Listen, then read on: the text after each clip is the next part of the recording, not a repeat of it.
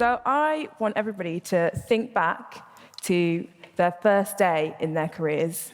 So probably as a developer, full of enthusiasm, getting to grips with a company code base, perhaps even building one from scratch. And then I want you to fast forward to today. I want you to think about that journey that you've taken along the way. Everything you've learned, experiences, and all of your achievements. And I'm going to make a wild assumption.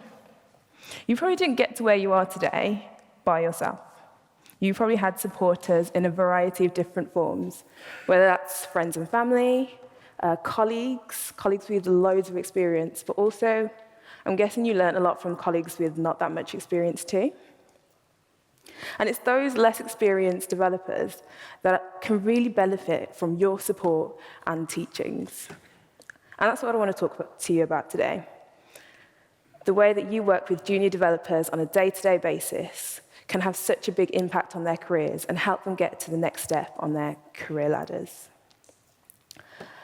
Today, I have been an official developer for 2 years and 10 months.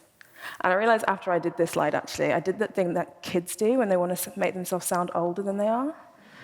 Like, if you ask a 6-year-old how old they are, they're not 6, they're 6 3/4, because that 3/4 really matters. And my 10 months really matter. It means I'm almost 3 years old. But it does mean that I'm still, compared to a lot of the people in this room, pretty new to the tech world. I'm still learning lots, still figuring stuff out. And I've also, for the last 11 months, been a software engineer at FutureLearn. And if you don't know about FutureLearn, it's a social learning company. We're working on enabling online learning through conversation. And before I started here, I was on a grad scheme, like Mary mentioned, at Marks and Spencer's. So that was a 12-month grad scheme. And for me, the majority of the junior part of my career happened in that period. And what we found is that as junior developers and grads, we were learning so much so quickly, I couldn't even accurately portray it, that we got to a point where we wanted to focus on moving to the next point in our careers. And we knew that we needed to learn how to code. That was kind of a given. But we weren't sure what else we needed to be focusing on. And that's where the confusion kicked in. It was like, what were we supposed to do next? We didn't know. And so before I share what we learned along the way, I am using the term junior here, but where you work, you may have different titles for junior developers. You could be an intern, you could be a grad. But I'm going to stick to using the term juniors. And what I found is that we could tackle this from 2 different prospects. You could be doing things as a junior developer in a supportive and healthy environment, but also you, in this room, as supporters, can be doing things to encourage and uplift junior developers to be moving on to the next stage in their careers. So I do want to start with junior developers, though, in the hope that you'll take this advice back to the junior developers that you work with, but also just remember what it was like when you were junior developers. And starting with the fact that junior developers need to be in an environment where they feel that they can stretch themselves. Whether this is in the areas that they struggle with or the areas that they want to develop most. And I really wanted to improve on my communication skills at the time.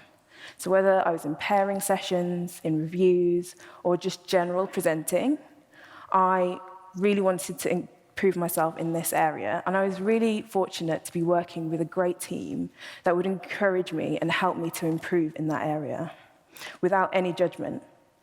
I also worked with another grad who knew that they were starting to move on from a junior developer mindset when they thought they could start teaching people in their team things. And I found that a lot of the juniors I talked to today, they feel like they're not ready to teach, and I don't think that's true at all. Local meetups like Code Bar, Black Girl Tech, Code First Girls, they're always looking for coaches to come and support completely new people that haven't even seen a line of code before. So these are great opportunities for them to learn more about teaching or stretch themselves in a new area. But I found it's important when you're looking at ways you can stretch yourself is to think about it in this kind of zone. If your junior developer is picking up really easy tasks that you know that they can do, they're completing them really quickly and picking up similar ones, and they're probably sticking in their comfort zone. But what you want them to do is to come outside of that. come out into the stretch zone where they're being challenged, but also where they're developing. This is the optimum area for them to develop and learn new skills. But you can go too far, and what you don't want them to do is to end up in this zone, the panic zone. And this is literally just stress. You do not learn anything in this area, and so if your junior looks at you and says, wait, you want me to do what now? Like, you're probably stretching them a little bit too far. But just because something is in their panic zone today, doesn't mean that it can't move into their stretch zone tomorrow, because the more that they learn and the more that they develop, the more that this changes for them.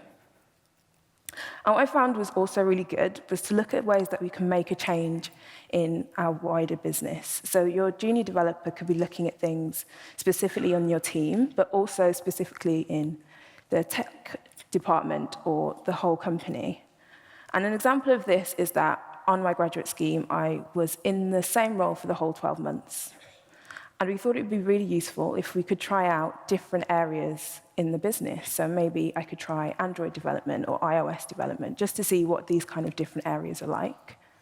So we talked to engineering managers and with the other grads to get this in place for the next graduate cohort. And it's those kind of changes that when you're involved in them, they make good chats for new interviews when you're looking for new roles, but also looking at getting promoted to the next level too. And when the junior developer that you work with is making all these amazing changes and stretching themselves in new ways, you really want them to start gathering all that evidence, whether it's in a Trello board or a Google Doc or Evernote, whichever, just helping them to keep track of that is really important. And again, it'll come in really useful for those interviews for roles that are at a higher level. And this is something that I did retrospectively, which took a really, really long time, but I wish I'd have done it as I'd have gone along too.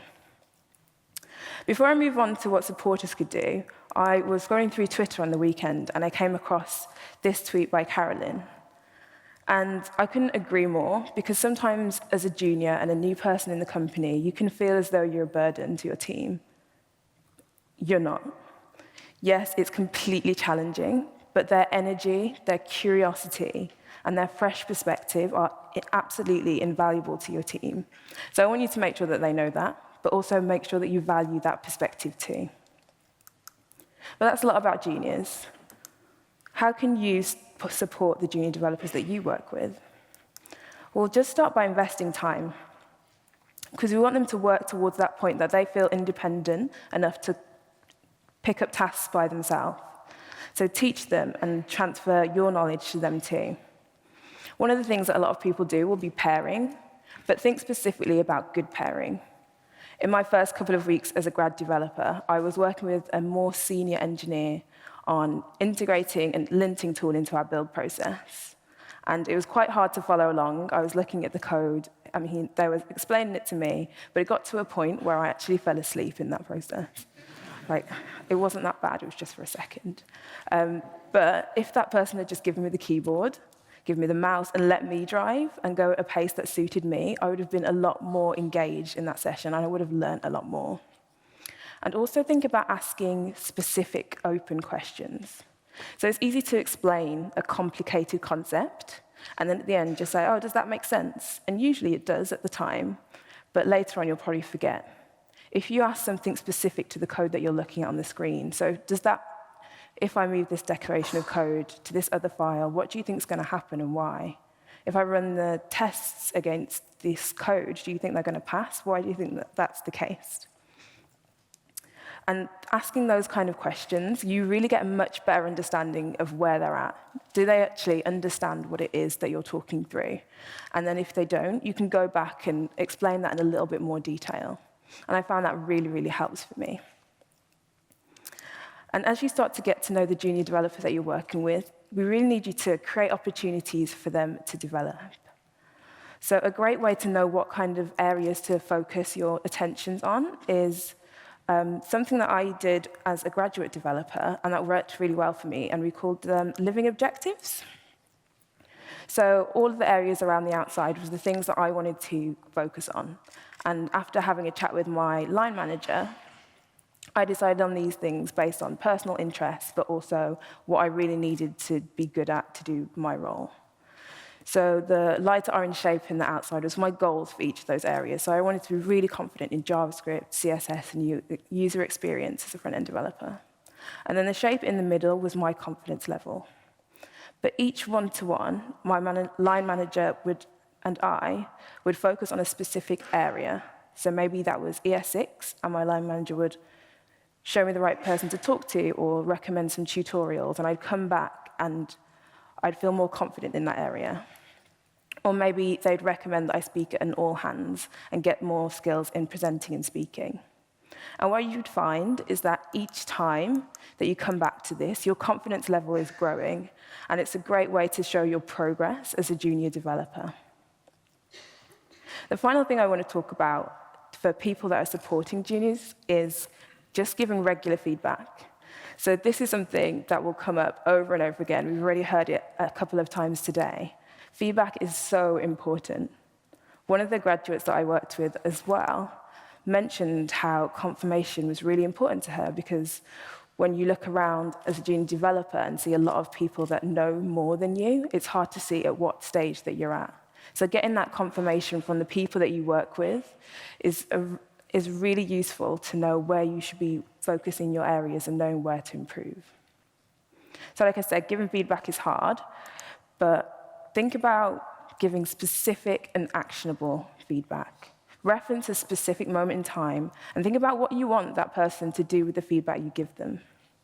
So, for example, in a sprint review yesterday, I really liked the way that you structured your presentation. It made it really easy to follow.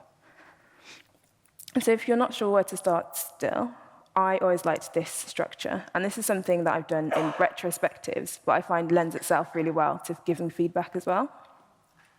Think about what you should be doing more of, what that person should do less of, keep doing. And this, I find, is really useful when somebody's just asked you to give feedback and you're not really sure where to start. So if you don't take anything away, please do just give the junior developer that you work with lots and lots of feedback. But to wrap up, I really think junior developers should be looking at ways that they can stretch themselves and make change in a wider business, and then gather all that evidence of ways that they have been being amazing. And I think as supporters, please invest time in developing the junior developer that you work with. Create opportunities for them to progress and increase their skills, and then just give them regular feedback so you know where they're at. But just know, if you already work with a junior developer already, you already are making a serious change in their careers, and you're already an inspiration. It's amazing that you are handcrafting the next generation of developers. Thank you so much for listening.